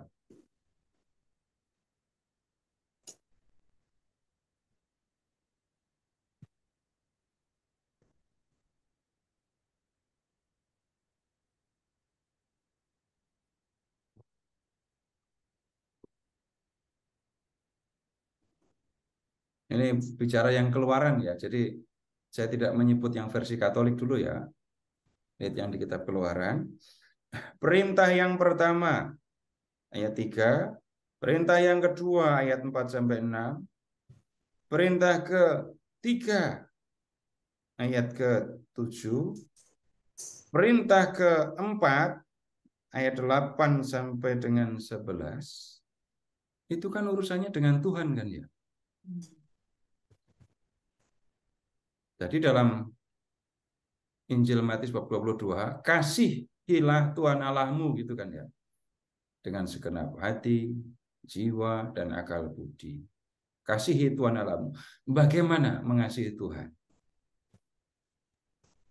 Ini perintah yang pertama, kedua, ketiga, keempat yang di kitab Keluaran. Ini menjelaskan, ini loh caranya kalau mau mengasihi Tuhan. 1, jangan menyembah dewa lain. 2, jangan membuat patung lalu menyembahnya, mau patung dewa, mau patungku gitu ya. Jangan buat patung lalu menyembahnya. Kalau kamu memang mengasihi Tuhan, kamu tidak akan menyebut nama Tuhan Allahmu dengan sembarangan. Dan kalau kamu mengasihi Tuhan Allahmu, maka kamu akan beristirahat di hari ketujuh dan mengkhususkan hari ketujuh itu sebagai hari untuk Tuhan. Kemudian dalam ini perintah yang disampaikan oleh Tuhan dalam diskusi Yesus tadi ya, yang di Matius 22, kasih Tuhan Allahmu dan kasihlah sesamamu. Bagaimana mengasihi sesama? Lihat Keluaran 20 mulai dari ayat 12. Orang tua itu juga sesama manusia. Mengasihi sesama itu dilakukan dengan menghormati orang tua. Mengasihi sesama itu dilakukan dengan tidak membunuh sesamanya. Tidak dilakukan dengan berzina. Kemudian mengasihi sesama itu dilakukan dengan tidak membunuh sesama, tidak berzina, tidak mencuri, tidak mengucapkan saksi dusta, melawan sesama, juga dilakukan dengan tidak mengingini istri, rumah, milik sesama. Jadi 10 perintah itu merupakan penjabaran dari kasih kepada Tuhan dan kasih kepada ini sesama. Nah, kemudian nanti akan muncul macam-macam soal. Misalnya, jangan membunuh. Pembunuhan yang mana yang dimaksudkan dalam perintah ini dan kemudian dilarang? Apakah semua jenis pembunuhan itu dilarang? Nanti kita akan lihat ada teks-teks yang lain ya yang akan memberikan penjelasan tentang membunuh. Coba Bapak Ibu lihat di bab 21 ayat 15 dan ayat 17.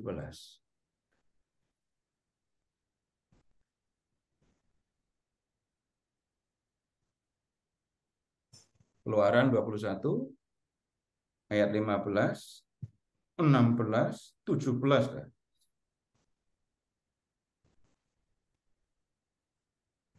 Ada pembunuhan enggak di situ?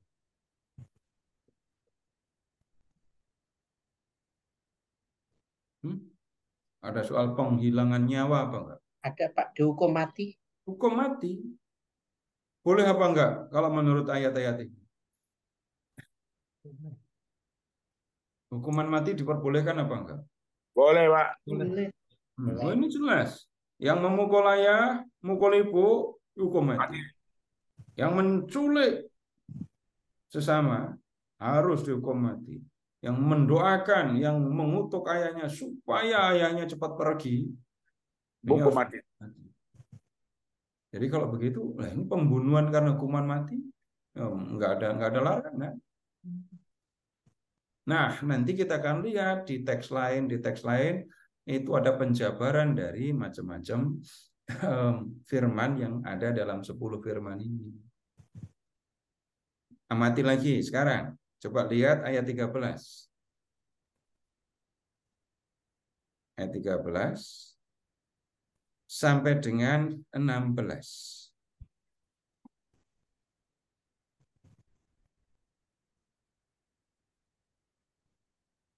Kalau memperhatikan ayat 13 sampai dengan 16, perhatikan objeknya elips ya. Ya ini sedikit aja mikir. Jangan membunuh, jangan berzina, jangan mengucapkan saksi dusta tentang sesamamu. Objeknya apa atau siapa?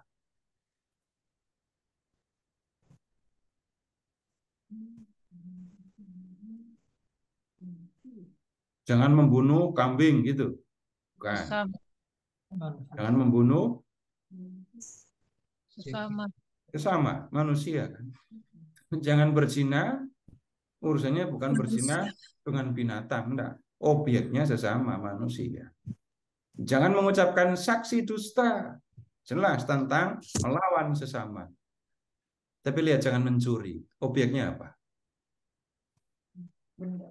Manusia atau benda? Benda. benda. Ada yang berbeda di sini. Kalau mencuri manusia bisa nggak? Namanya apa? Menculik. Menculik. Jadi kata jangan mencuri itu juga bisa dan harus bahkan ya dipahami di dalamnya ada unsur penculikan. Coba lihat 21 ayat 6 tadi. 21 ayat 6. 16 sorry kok 6.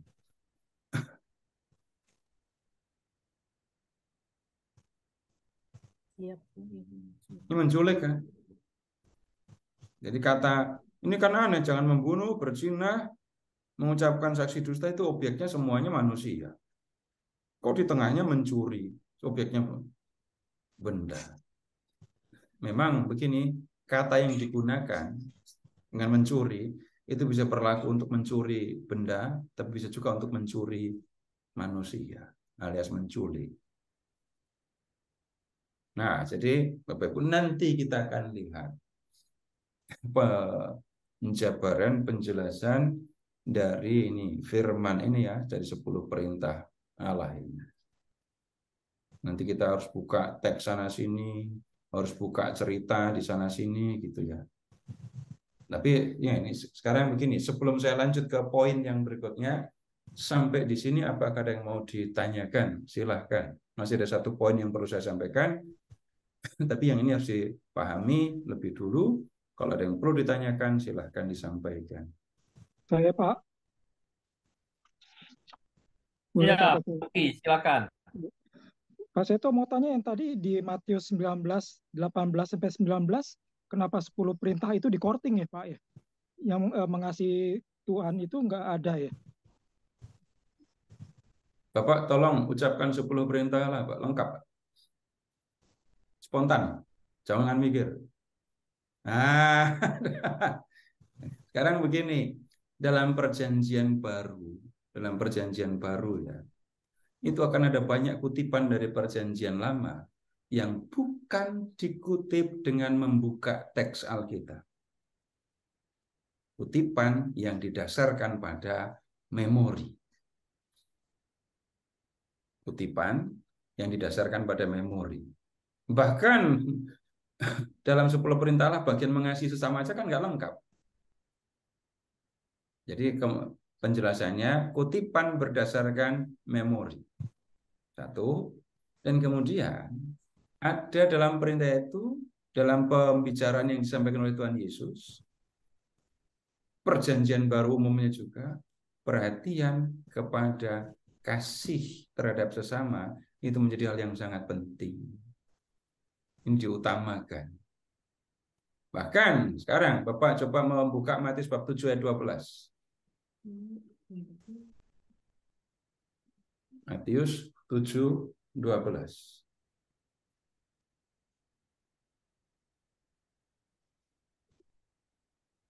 Sudah ketemu? Ya. Segala sesuatu yang kamu kehendaki supaya orang perbuat kepadamu, perbuatlah demikian juga kepada mereka. Itulah apa? Isi seluruh hukum Taurat dan kitab para nabi. Ini ngomongnya tentang tuh kasih kepada Tuhan atau kasih kepada sesama? Sama. Ya.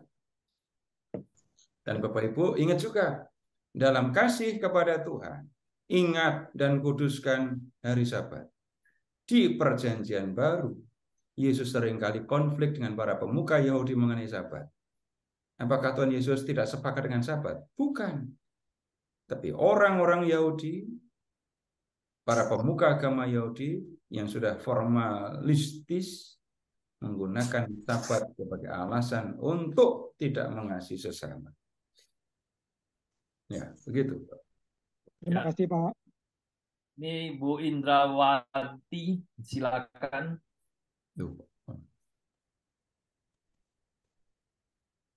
Malah menghilang.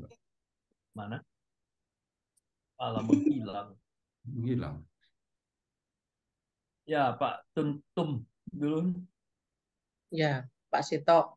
Sebenarnya perintah baru Yesus yang supaya saling mengasihi itu sebenarnya rangkuman dari hukum Taurat itu sendiri ya Pak? Bukan, Seperti itu Pak. bukan. Perintah baru yang disampaikan oleh Tuhan Yesus. Seperti aku telah mengasihi kamu, demikian kamu harus saling mengasihi. Jadi perintah barunya bukan saling mengasihi, tapi seperti aku telah mengasihi kamu, demikian kamu harus saling mengasihi. Seperti aku telah mengasihi kamu, seperti itulah kamu harus mengasihi sesama. Nah, perintah yang merupakan ringkasan dari hukum Taurat menurut Yesus, kasihilah sesamamu seperti kamu mengasihi dirimu sendiri. Paham bedanya, Pak? Bedanya Tuhan mengasihi dahulu Pak, terus kita disuruh mengasihi sesama seperti Tuhan mengasihi kita. Ya, itu kalau di Taurat nggak ada kalimat begitu. Seperti kamu mengasihi dirimu sendiri, seperti itulah kamu mengasihi sesama. Baik Ya. Pak, terima kasih. Pak Popo, boleh saya tanya? Boleh, Bu Setiawati. Nah, ini kan mengenai perintah ini ya, kasih mengasihi. Tetapi kalau dalam doa Bapa kami, ampunilah kesalahan kami seperti kami pun mengampuni yang bersalah kepada kami. Orang berpendapat gini, berarti saya harus mengampuni dulu. Dan Tuhan baru mengampuni. Padahal Tuhan kan sudah mengasihi kita, berarti kan mengampuni kita juga. Bagaimana itu, Pak? Itu Ibu sebenarnya sudah menjelaskan. Kamu sudah diampuni. Sekarang kamu minta ampun kan? Kamu mau nggak mengampuni sesamamu? Jawabannya? Harus mau. Harus mau. Loh, kalau enggak, itu Tuhan Yesus akan jawab. Katanya sudah mengampuni. Sekarang minta saya mengampuni sesama. Nanti akan balik ke perumpamaan tentang pengampunan itu. Kamu sudah terima banyak pengampunan dari Tuhan, masa kamu tidak mau mengampuni sesama yang bersalah kepadamu, dan salahmu kepada Tuhan jauh lebih besar daripada salah sesamamu kepadamu. Nah, dalam doa Bapa kami yang seringkali jadi soal, saya mau diampuni, tapi saya nggak mau. Bagaimana mungkin saya bisa mengasihi Tuhan, tapi saya nggak mau mengampuni sesama? Nggak ketemu nanti. Kasih kepada sesama diwujudkan juga dengan ini mengampuni. Jadi saya tidak mengatakan atau tidak berani mengatakan mengampuni sesama itu sama dengan syarat untuk mendapat pengampunan dari Tuhan. Tapi karena Tuhan sudah mengampuni, maka yang benar adalah kamu pun mengampuni sesamamu. Ya, begitu. Oke, terima kasih Pak. Ya, terima kasih Bu Setiawati. Ini Bu Indrawati, silakan Bu. Iya, malam Pak. Ya, selamat Terima malam. kasih Pak Seto. Maaf tadi aku jujur aku lupa tadi di Injil yang mana yang mengatakan kalau mau sempurna kurang lebih kalimatnya jual, Matius 19. tinggalkan. Apa Ya, maksudnya? itu. Tadi kan jawabannya nggak perlu itu gitu. Tunggu dulu. Pertanyaan saya tadi, apakah kalau mau masuk hidup kekal, orang harus menjual harta miliknya, lalu membagikan Tidak. kepada orang miskin? Iya. Pertanyaan saya. Tidak. Jawabannya? Tidak. Ya. Nah, terus maksudnya kalimat itu, ayat itu, itu tuh gimana sih mengartikannya dalam kehidupan gitu. Jadi kan ya memang manusia nggak ada yang sempurna, tapi kan kita ingin yang mendekati atau yang terbaik lah untuk kehidupan kekal tadi. Jadi ayat tadi itu gimana sih Pak mengartikannya gitu buat sehari-hari di kehidupan kita? Tunggu dulu, sebelum masuk ke situ, Apakah Ibu kalau membaca Alkitab, satu ayat harus punya arti untuk saya, bagaimana saya harus mengerjakannya? Iya, kadang-kadang gitu sih. Urutannya kan aku nggak tahu, pokoknya begitu sampai situ itu gimana gitu. Coba, sekarang coba ya, saya coba. Masih Hmm. di coba Matius bab 19 dibuka.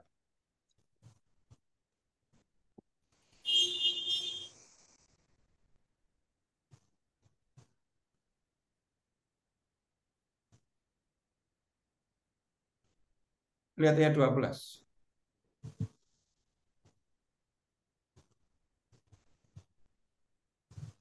Ya. Coba lihat ayat 12. Ada orang yang tidak dapat kawin itu ya Pak ya? Ya, ya. Karena ia memang lahir demikian dari rahim ibunya. Dan ada orang yang dijadikan demikian oleh orang lain. Dan ada orang yang membuat dirinya demikian karena kemauannya sendiri, oleh karena kerajaan surga. Siapa yang dapat mengerti, hendaklah ia mengerti. Nah, sekarang maknanya apa kalimat ini untuk diri saya sendiri, untuk hidup sehari-hari? Sesuai kodratnya. Jadi kalau ini yang aku tangkap sedikit ya. Salah satunya misalnya kalimat yang kemauannya sendiri untuk kerajaan surga, kurang lebih untuk seperti biarawan biarawati gitu. Nah, Ya itu nggak sih, untuk Pak? orang lain, untuk Ibu. Nah, itu yang saya maksudkan tadi. Masuk Pak, nggak mudeng aku. Nggak mudah. Tidak semua ayat harus dicari maknanya, bagaimana saya harus mengerjakannya untuk diri saya sendiri. Kalau ketemu, kalau kamu tidak sempurna, jual, lakukan ini kan. Ibu bertanya, bagaimana saya harus menerapkan ini untuk hidup sehari-hari? Saya ajukan pertanyaan yang sama, baca bab yang sama ayat 12. Ada orang yang tidak dapat kawin karena lahir demikian, ada orang yang dijadikan demikian oleh orang lain, ada orang yang membuat dirinya demikian karena kemauannya sendiri, oleh karena kerajaan surga. Ini tidak ada di antara kita yang langsung berpikir, ini bagaimana saya menerapkannya. Iya kan? Iya. Cuman Ya. kadang-kadang kan suka ayat yang tadi Pak, yang Matius tadi. Nah, Itu suka makanya kalau Ibu, saya bicara dulu. Hah? Prinsip ini ya, ini prinsip. Tidak semua ayat langsung ada perannya untuk saya. Itu Iya. dulu ya. Iya. Nah, saya sudah buktikan, Ibu, Bapak sudah melihat. Oh, ayat ini dicari untuk diri saya. Yang ayat ini enggak pernah saya pikir untuk diri saya. Tapi dari semua yang tertulis, ada yang kita bisa pelajari. Dua hal yang berbeda ya. Saya bisa belajar apa? Saya bisa belajar apa? Ada orang yang membuat dirinya demikian karena kemauannya sendiri, oleh karena kerajaan surga. Ini ngomongin siapa? Tuhan Yesus kan? Orang lain. Kita malah ketemu dengan Tuhan Yesus yang membuat dirinya tidak kawin demi kerajaan surga. Kalau ada orang yang melakukan, kalau ada orang yang berlaku seperti itu, berarti mengikuti Yesus. Nah, apakah saya melakukan itu? Enggak.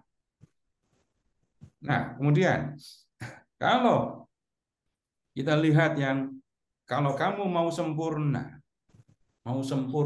perhatikan kalimatnya, perintah ini disampaikan kepada siapa? Apakah kepada Bu Indrawanti? Enggak. Ini Yesus bicara kepada siapa? Kepada orang muda yang kaya tadi kan? Pak, sempurna di sini maksudnya apa ya? Tunggu dulu, ini yang ngomong siapa kepada siapa aja belum dipahami gitu. Tunggu dulu. Seringkali orang mengatakan kalimat ini seolah-olah diucapkan Tuhan Yesus kepada saya, Seto. Gitu.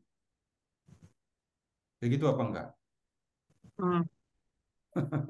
Padahal, ya lihat, kata Yesus kepadanya, nyanya itu siapa? Orang kaya.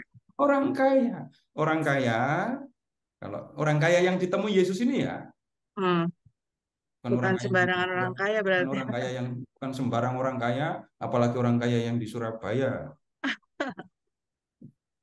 Kalau kamu mau sempurna, ya jual semua milikmu. Habis itu kamu ke sini, bagikan duitnya untuk orang miskin. Habis itu kamu ke sini, lalu ikut aku. Lanjut, belum selesai.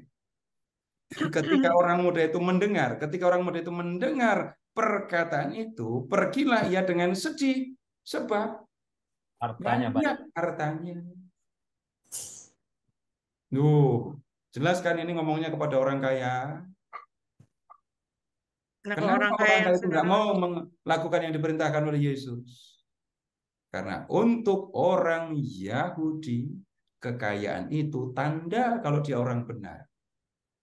Kekayaan itu tanda kalau dia orang baik. Kekayaan itu dianggap sebagai ganjaran karena orang sudah melakukan perintah Allah. Orang yang setia kepada Allah, orang yang melakukan perintah Allah, menurut orang Yahudi ganjarannya dua. Satu, diterima di dunia, harta benda itu, kekayaan itu. Mati masuk surga. Dan kemudian setelah mati, masuk dalam hidupan kekal. Ganjarannya dua. Orang kaya ini oleh Yesus diminta menjual hartanya, bagikan kepada orang miskin hasilnya. Itu sama dengan Yesus minta supaya orang kaya itu membuang semua bukti kalau dia orang baik. Kekayaan itu ganjaran kalau dia orang baik. Yesus mengatakan, sama dengan mengatakan, buang itu. Datanglah ke sini dan jadilah pengikutku. Lalu jadilah pengikutku kan? Lihat sekarang lompat yang di ayat 28 tadi. Tuhan, aku kan sudah mengikutimu. Apa yang akan aku dapatkan? Nanti kamu akan memerintah bersama aku. Loh, jadinya beda kan ya pemahamannya. Ketika saya memahami hanya satu ayat ini dan menggunakan pemahaman ya yang saya miliki begitu saja, hanya satu ayat itu, maknanya bisa lain sama sekali. Nyatanya di antara orang Katolik siapa yang melakukan yang kayak gini? Sebut. Terus, satu lagi. Lihat ya, ayat 25. Ketika murid-murid mendengar itu, sangat gemparlah mereka dan berkata, jika demikian, siapakah yang dapat diselamatkan? Ayat 23 dulu. Sukar sekali bagi orang kaya untuk masuk dalam kerajaan surga. Ayat 24. Lebih mudah unta masuk lubang jarum daripada orang kaya masuk kerajaan Allah. Murid-murid gempar. Jika demikian. Nah, demikian itu apa? Jika orang kaya saja susah masuk kerajaan surga, lalu terus siapa yang bisa masuk? Kalau orang kaya saja susah masuk kerajaan surga, bagaimana dengan kita yang nggak kaya ini? Murid-muridnya mikir gitu. Miskin. Kenapa murid-murid mikir gitu? Karena kekayaan dianggap sebagai bukti kebaikan, bukti orang yang taat kepada Allah. Kekayaan dianggap sebagai ganjaran. Untuk seorang murid Yesus, kekayaan tidak pernah dianggap sebagai ganjaran akan kebaikan. Kekayaan dipandang sebagai salah satu sarana untuk melakukan kehendak Tuhan untuk mengasihi sesama. Ibu silakan amati, saya bicara bukan menjelaskan satu ayat kan? Saya bicara lebih luas. Karena begitu dipahami lebih luas, maknanya beda sama sekali. Di ayat 20 tadi, kalau orang bicara harafiah, rumah dijual, tanah dijual, perhiasan dijual, duitnya dibagi-bagi, terus ikut Yesus. Bapak Ibu, apakah ikut Yesus sama dengan masuk biara? Tidak bisa kan mengatakan begitu. Ya, begitu. Lain kali kita diskusinya yang lebih panjang. Ini tadi hanya Oke, lihat. makasih Pak. Ya. Ya. Ya, ya. Ya. Nah, sekarang silahkan ke Keluaran yang bab 20 tadi.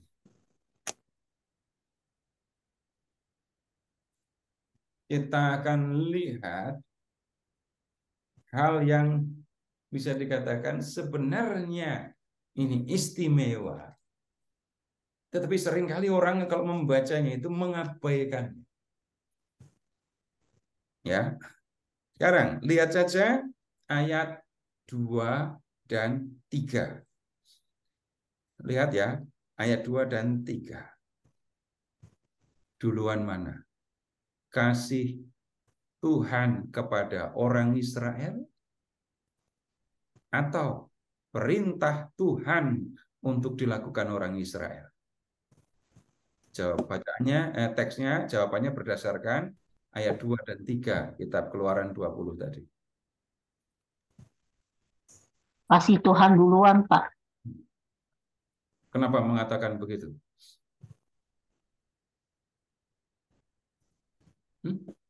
Kenapa mengatakan begitu? Karena Tuhan menyelamatkan orang Israel dari tanah Mesir. Ya, itu Dari yang harus perbudakan. diperhatikan. Tuhan sudah membawa orang Israel keluar dari tanah Mesir. Tuhan sudah membebaskan mereka dari perbudakan. Dan kemudian dalam perjanjian Sinai ini, lihat yang bab 19 tadi ya, ayat 6, ayat 5 dan 6. Tuhan mengangkat orang Israel itu menjadi umat. Sebelumnya mereka adalah budak. Sekarang mereka menjadi orang merdeka. Mereka sebelumnya adalah budak orang Mesir. Sekarang mereka adalah umat Tuhan. Bapak Ibu pernah ngerasain rasanya jadi budak atau belum? Gini aja ya, gini aja. Ini enggak sama, hanya kiasan saja. Pernah enggak Bapak Ibu bekerja sampai seolah-olah pekerjaan itu yang paling penting? Saya pun tidak menyalahkan ya. Ini saya tidak dalam rangka menyalahkan. Semua hal bisa dikalahkan, termasuk suami, istri, anak dikalahkan demi pekerjaan. Pernah mengalami situasi kayak gitu?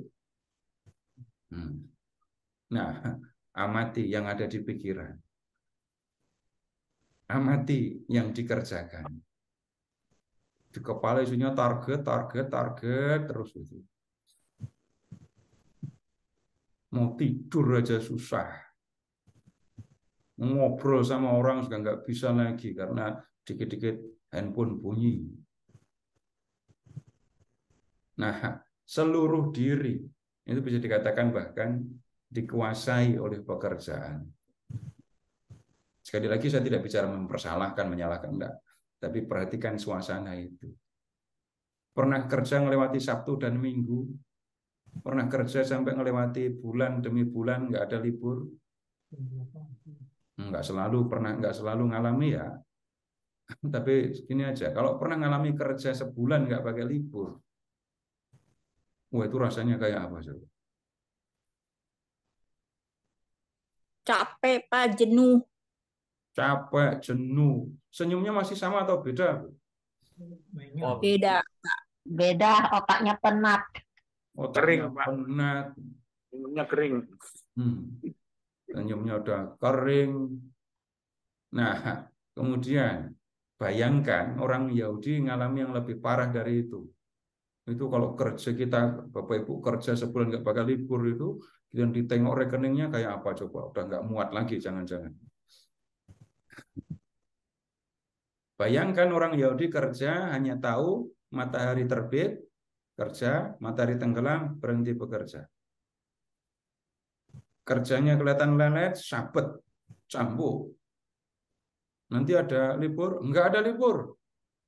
Pokoknya matahari terbit kerja, matahari terbenam berhenti bekerja. Begitu terus sepanjang waktu selama bertahun-tahun. Banyak yang mati, banyak sekali. Nah, kemudian kerja keras, luar biasa, resikonya mati, enggak dapat apa-apa. Itu budak. Budak boleh cuti apa enggak? Enggak bisa cuti. Nah, sekarang begitu mereka menjadi dibebaskan dari perbudakan, berarti mereka lepas dari situasi kayak gitu. Lepas dari situasi kerja tanpa henti tadi ya. Sekarang mereka bisa bekerja. Mereka yang menentukan kapan bekerja, kapan berhenti. Dan Tuhan memberikan kepada mereka 6 hari waktu kerja dan 1 hari untuk berhenti, beristirahat. Coba Bapak Ibu setelah 2 bulan kerja nggak berhenti gitu ya. Lalu Ibu Bapak diberi kalimat kayak gini. Sekarang kamu cuti 2 minggu, semua ditanggung kantor. Senangnya kayak apa? Kegembiraan dibebaskan dari perbudakan. Mereka akan bekerja, ya bekerja. Tapi hasilnya akan mereka terima, mereka akan nikmati sendiri. Ketika mereka menjadi budak, nggak ngerti mereka hasil itu apa. Yang ada mereka dipukulin, makan ya seadanya, resikonya mati. Kemudian sekarang, tiap Sabtu hari ke-7, libur, nggak boleh kerja. Berhenti. Nah, ini kegembiraannya. Mereka sekarang tidak lagi di bawah ancaman cambuk, tetapi mereka sekarang ada dalam suasana gembira karena Tuhan bersama dengan mereka.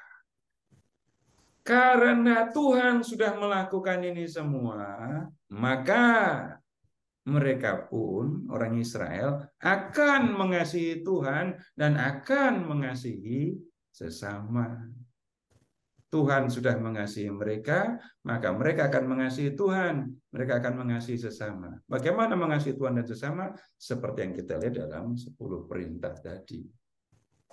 Tapi malam ini saya ada perintah lain dari Tuhan.